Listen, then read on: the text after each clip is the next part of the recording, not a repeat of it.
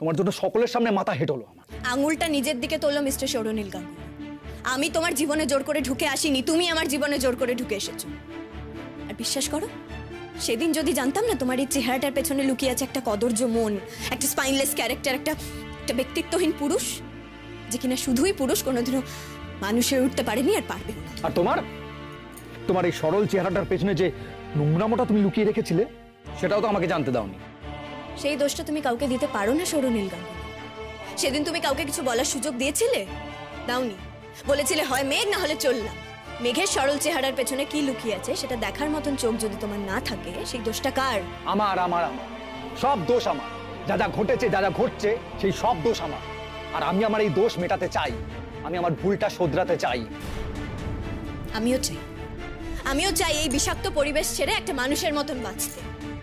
আর হ্যাঁ মিস্টার সৌরনীল গাঙ্গুলি, অন্যবারের মতন এবারেও তুমি আসবে আমার পায়ের কাছে, এসে পড়ে মাপ চাইবে, বলবে মেঘ ক্ষমা করে দাও।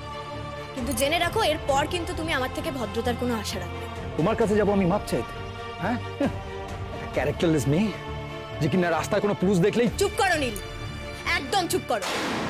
নিজের বলা ভাষাগুলো নিজের কানে ঢুকছে না তোমার? হ্যাঁ ঢুকছে। আর আমি ভাবছি যে আমাকে এই ভাষাগুলো বলতে কে বাধ্য করলো। এই বেরো, চলে যাও তুমি, চলে যাও এখান থেকে। চলো তুমি এখান থেকে। এই বাড়িতে আর একটা রাত থাকারও যোগ্যতা তোমার নেই। চলো, গেট লস্ট। তোমার এই বাড়িতে, তোমার এই ছাদের নিচে থাকার কোনো রকম কোনো প্রবৃত্তি আমার নেই নীল। তুমি, তোমার মা, তোমাদের এই অসুস্থ মেন্টালিটি। এই মুখ সামলে মেঘ। সামলে তো আর থাকা যাচ্ছে না। তোমাদের সকলের মাথার মধ্যে একটা প্রতিহিংসায় বিকৃত মানুষ বাস করে, মা, কাকিমণি, গিনিমিনি সকলের মধ্যে। যে বাড়ির পরিবেশ এরকম একটা মনের জন্ম দেয়, সেই বাড়িতে আমি একটা রাত এমনিও থাকতে চাই। আর আমিও তোমাকে সারা জীবন মাফ করব আমাকে এই বাড়িতে নিয়ে আসার জন্য।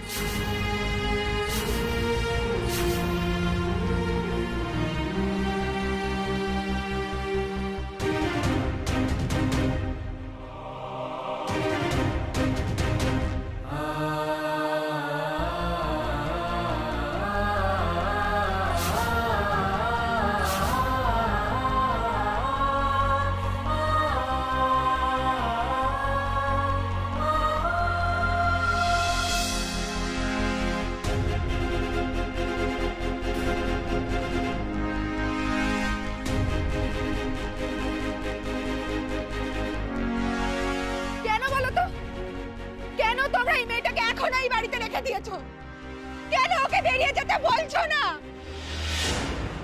ময়ূরীর জীবনটা শেষ করে দিয়ে এখানে এসেছে, আমাদের পুরো বাড়িটাকে মিশিয়ে দিয়েছে। এখন আমার জীবনটা। আচ্ছা ঠিক আছে গিনি, প্লিজ একটু শান্ত হও।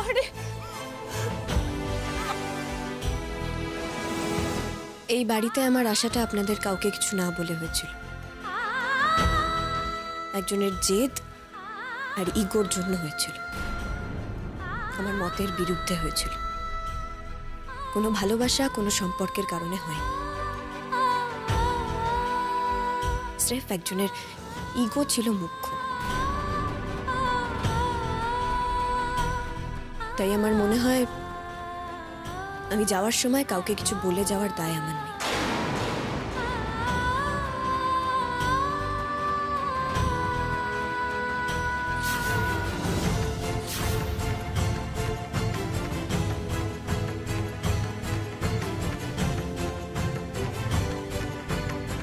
নীল, কোথায় চললে তুমি? তাকে আবার ফিরিয়ে আনতে?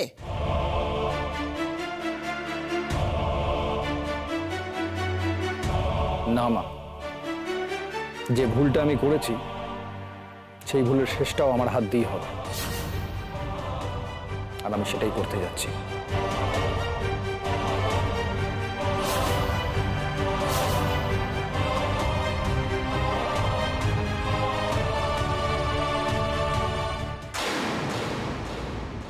অবশেষে তাহলে এতদিন পরে ফাইনালি তোর বিয়ে খেলাটা শেষ হলো মেঘ।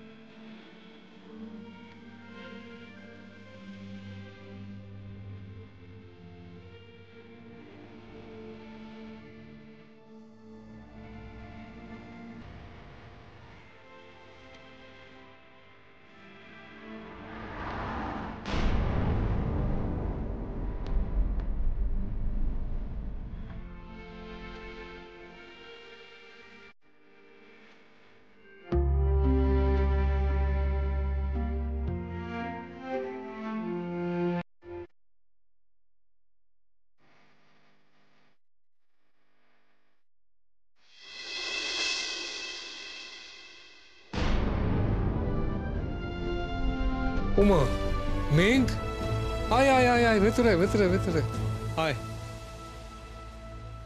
কি রে? ইচ্ছে মতো কে মরে কে বাঁচে, চলে এলাম তোমার কাছে কার প্রাণ ভোমরা পাকাপাকি ভাবে। কারো কাছে থাকতে দেবে তো? হয়েছে ব্যথার মলম অন্য কারো জ্বরে, মারে আলো দিতে ফুরিয়ে গেল ঝুম অন্ধকারে। আর যদি কখনো বলি যে চলে যাব তাহলে আমি প্লিজ আটকে দিও, যেতে দিও না। জোড়া ভুল সে অন্য কারো হাতে দেব না, ইচ্ছে পুতুল আমার বুকের মধ্যে থেকে তোকে কোথাও যেতে দেব।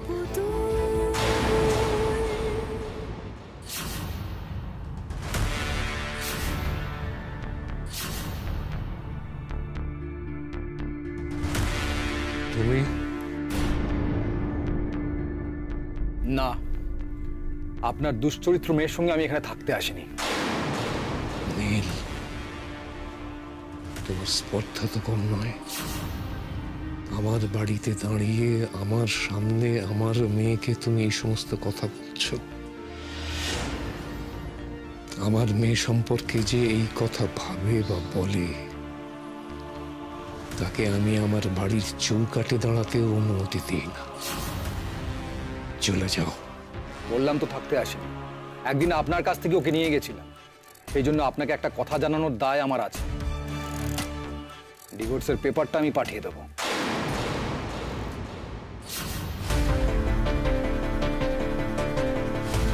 এই সম্পর্কটা টেনে নিয়ে যাওয়ার কোনো মানেই হয় না।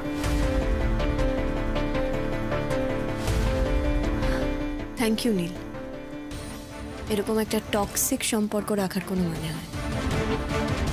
আর হ্যাঁ, একটা প্রমিস নিজের কাছে, এরপর যখন তুমি নিজের ভুল বুঝতে পেরে ক্ষমা চাওয়ার ওই বস্তা পচা নাটকটা করবে, আমি জানি তুমি করবে, সেদিন কিন্তু এই মেয়ে কোনো ভদ্রতার ধার ধারবে না। সেদিন আসবে না। সম্ভব হলে বলতাম যে তোমার এই মুখটা আমাকে কোনোদিনও দেখাবে না, কিন্তু সেটা তো সম্ভব নয়। দেখা তো আমাদের হবেই। আশা করব দেখা হওয়ার পর তুমি তোমার সীমা অতিক্রম করবে না। করলে কিন্তু সেদিন তুমি অন্য এক মেঘের মুখোমুখি হবে।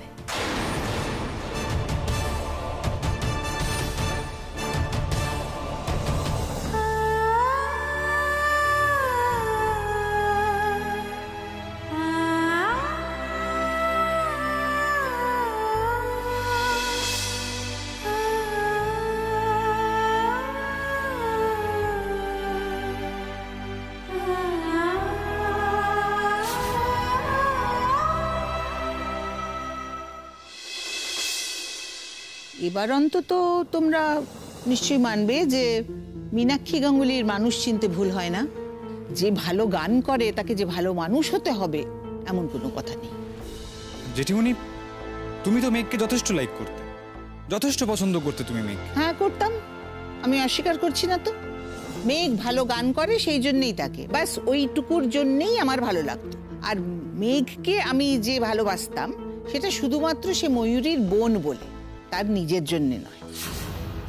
মেঘকে আমি কোনোদিনই নিজের ছেলের বউ হিসেবে অ্যাকসেপ্ট করতে পারিনি, সেই কারণে তোমাদের কাছে আমাকে যথেষ্ট অপ্রিয় হতে হয়েছে।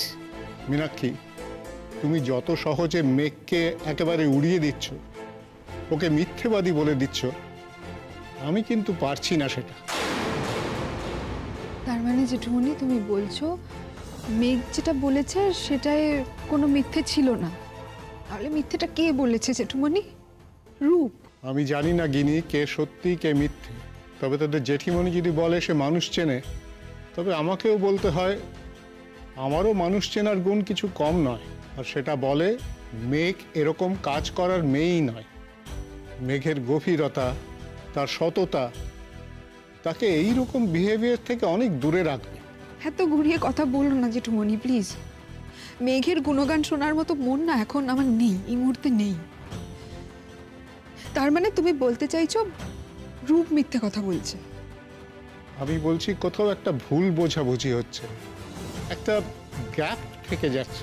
ত্রিদীপ, তোমার না এই সমস্ত সিচুয়েশনেরই একটা মিডল পাথ দিয়ে অ্যাপ্রোচ, এটা ঠিক না। এখানে হয় সবটা সাদা আর নয় সবটা কালো।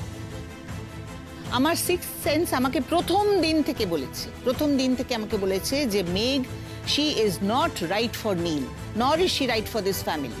কিন্তু তোমরা তো সবাই আমাকে ভিলেন ভেবেছো। আর ত্রিদীপ, তুমি আমাকে বারবার সে কথা আকারে ইঙ্গিতে বারবার বলেছো। ভাস্কর, তুমিও বলেছো যে আমি অকারণ মেঘের ওপরে অত্যন্ত কড়া হচ্ছি, তার সঙ্গে অত্যন্ত খারাপ ব্যবহার করছি। কি বলনি? আর আজ যে কাণ্ডটা ঘটলো, সেই ঘটনাটা রূপ তো তার বাড়িতে গিয়ে জানাবে তো? তখন এই গাঙ্গুলি পরিবারের প্রেস্টিজটা কোথায় গিয়ে দাঁড়াবে আমায় বলতে পারো? কাল আমি যখন হসপিটালে যাব, তখন লোকে আমার দিকে আঙুল তুলে দেখিয়ে বলবে যে এর ছেলের বউ অন্য কারুর সঙ্গে। ত্রিদীপ, তোমার দিকেও আঙুল উঠবে, তোমার দিকেও পাড়ার লোকেরা আঙুল তুলে বলবে যে ডাক্তারবাবু, আপনার ছেলের বউ সম্পর্কে শুনলাম নাকি। তখন কি মনে হবে তোমার? মনে হবে না ধরনী দ্বিধা হও? মনে হবে না মাটির নিচে কোথায় গিয়ে লুকোই? মনে হবে না আমি একটা দুশ্চরিত্র মেয়েকে ঘরের বউ করে নিয়ে এসেছি? মনে হবে না এমন একটা মেয়েকে আমি ঘরের বউ করে এনেছি যার মরাল ক্যারেক্টার বলে কিছু। এবার তুমি চুপ করো বড় বৌমা, চুপ করো।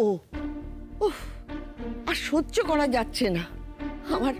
আমার ডাক্তার বৌমা সে এমন সব কথা বলছে, সত্যি বলছি আমার অসহ্য লাগছে।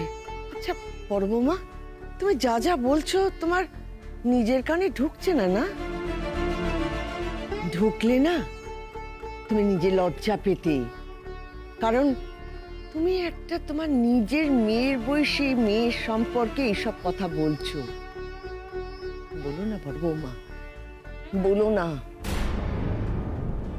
তাই বলি কি, তুমি রাশ ধরো, রাশ না টানলে সব ছাড়খাড় হয়ে যাবে। নিজের মুখে রাশ টানো।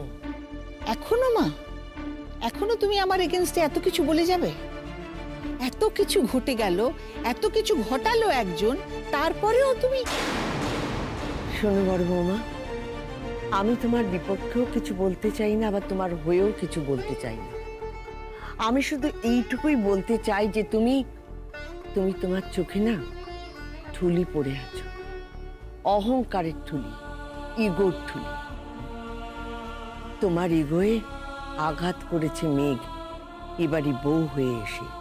তার আশায় তোমার তো অনুমতি ছিল না, তুমি তো নিজে তাকে নির্বাচন করনি। তাও সে তোমারই মতো এবারই বউয়ের মর্যাদা পেয়ে গেল। মা, সত্যি সত্যি তোমার এই কথাগুলো আমার সম্পর্কে মনে হয়? মনে হয়, আর এগুলোই সত্যি।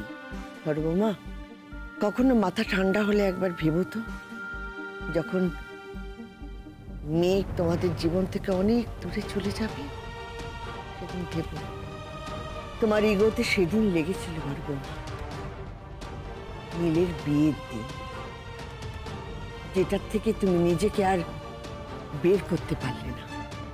একটা কথা মাথায় নিয়ে বসে আছে যে মেঘই ভুল, যাই করে থাকুক না কেন মেঘই দোষী। যা ঘটে থাকুক না কেন তোমার চোখে মেঘ দোষী, মেঘ মিথ্যেবাদী, মেঘ ওটা করেছে, মেঘ সেটা করেছে। তাই তোমার চোখে পুরো ব্যাপারটা মেঘ ছাড়া অন্য কেউ দোষী নয়। ওয়ান্ডারফুল। এক এক করে এবার সকলে নিজের মনের কথা এক্সপ্রেস করুক। আচ্ছা ঠাম্মি, আমি যদি বলি যে তুমি চোখে ঠুলি পড়ে আছো, মেঘের সব ভালো, মেঘ যা করে সব ঠিক করে, মেঘ ধোয়া তুলসী পাতা। একদমই ঠিক। আর এইগুলো মাথায় রেখেই তুমি এখন জেঠিমণিকে আমাদের সকলের সামনে অপমান করছো। গিনি মিনি, চুপ করো তোমরা। কেন তোমরা বড়দের কথার মতো কথা বলছো? চুপ করে থাকার তো উপায় নেই বাপি। মেঘ যা সর্বনাশ করেছে সেটা তো আমার করেছে। তোমরা একবারও ভেবে দেখেছো আমি রূপের সামনে কোন মুখে গিয়ে দাঁড়াবো? কি বলবো আমি তাকে? কি বলবো রূপকে? বলো। আমি জানি না জেঠিমা, আমি সত্যি জানি না আমি কি বলবো, আমি কি করব। আমার নিজেকে কেমন যেন লাগছে। আমার ছোট বোন এরকম একটা আনবিলিভেবল কাজ করেছে, আর সেখানে তোমরা। ময়ূরী, তুমি এখানে কিছু না বলাটাই ঠিক হবে, কারণ তুমি এই বাড়ির, এই পরিবারের কেউ না। আর তোমার দ্বারা যে এ বাড়ির কোনো উপকার হয়েছে, কই আমার তো স্মরণে আসছে না। তুমি চুপ করে থাকো, ধুনো দিও না। থামা, আমি। মা, তুমি ওকে কেন এই কথাগুলো বলছো? ও কি করেছে? ওর কি দোষ? আমি ওকে এই বাড়িতে ডাকি বলে ও আসে, তা না হলে কিন্তু ও ঘুরেও তাকাতো না। বড় বৌমা, ও কেন এ বাড়িতে আসে তোমার বলায় না অন্য কোনো কারণে, সে তো আমি জানি না, আর জানতে চাইও না। আর তুমি যদি ওকে সেদে সেদে ডেকে এনে থাকো, তাহলে আমি বলবো তোমার আর সব ভুলের মধ্যে এটা একটা তোমার বড় ভুল। তোমার বুদ্ধি নিয়ে আজ আমার সত্যি বড় সংশয় হচ্ছে বড় বৌমা। তোমার হিতাহিত জ্ঞান নিয়ে সত্যি আমার সন্দেহ হচ্ছে। মা, আজকের এই ঘটনায় তুমি আমার হিতাহিত জ্ঞানের দোষ দেখলে, আমার বুদ্ধির দোষ দেখলে? আজ কিন্তু আমি মেঘকে কিছু বলার আগে নীল যা বলার বলেছে, আর নীল বলেছে সে আজ নিজের চোখে যেটা দেখেছে সেটা দেখার আগে সে কেন অন্ধ হয়ে গেল না। বুঝতে পারছো তুমি কতখানি যন্ত্রণার ভেতর থেকে ছেলেটা এই কথাটা বলেছে? মা, সে কিন্তু সকলের সামনে নিজের ভুল স্বীকার করেছে।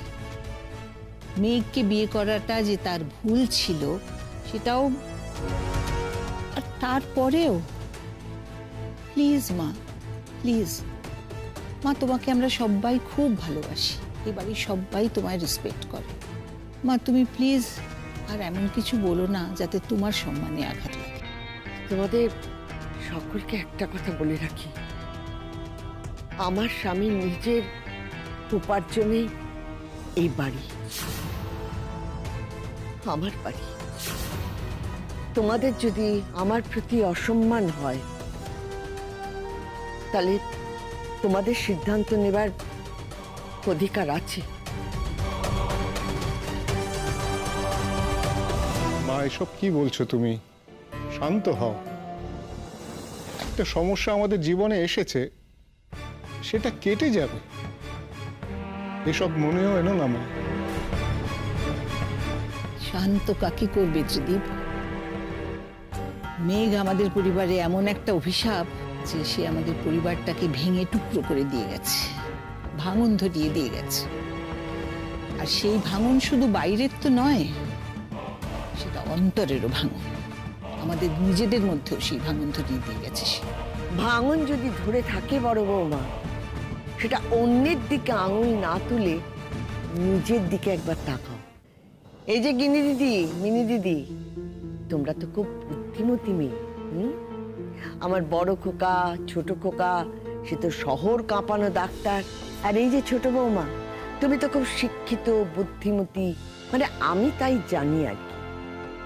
তাই বলছি, তোমরা কি করে মেনে নিলে এরকম একটা আষাঢ়ে গল্পকে? বিশ্বাস করলে কি করে? নাথ বউয়ের এমন বুদ্ধি লোক পেয়েছিল যে এক বাড়ির লোক, সে সেই অবস্থায় ওরকম একটা কাণ্ড করবে। আর সে তো জানতো যে তাকে কফি আনতে বলেছে, গিনিমিনিরা ওরা বাইরে গেছে, যে কোনো সময় তারা ফিরে আসবে। সে সেটা জেনেও অমন কাজ করবে? সে ভালো করে জানে তাকে বাড়িতে বিশ্বাস করার লোকের অভাব।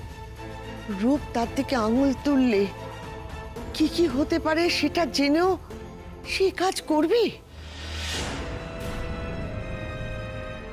না? না, সেটা তোমাদের বিশ্বাস করানোর মতন একটা কথা বলে মনে হচ্ছে। ঠাম্মি, তুমি তার মানে বলতে চাইছো রূপ মিথ্যে কথা বলেছে, রূপ মেঘকে ফাঁসিয়েছে?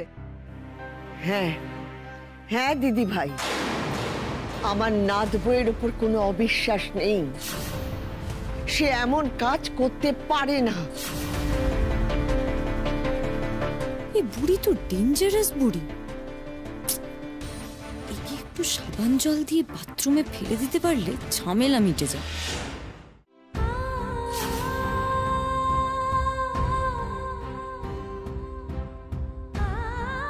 নীল, তুমি সবাইকে বলো, তুমি বলো তুমি এক্স্যাক্টলি কি দেখেছো, প্লিজ বলো।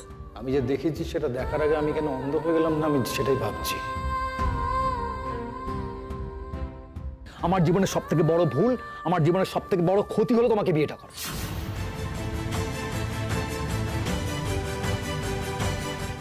আপনার দুশ্চরিত্র মেয়ের সঙ্গে আমি এখানে থাকতে আসিনি।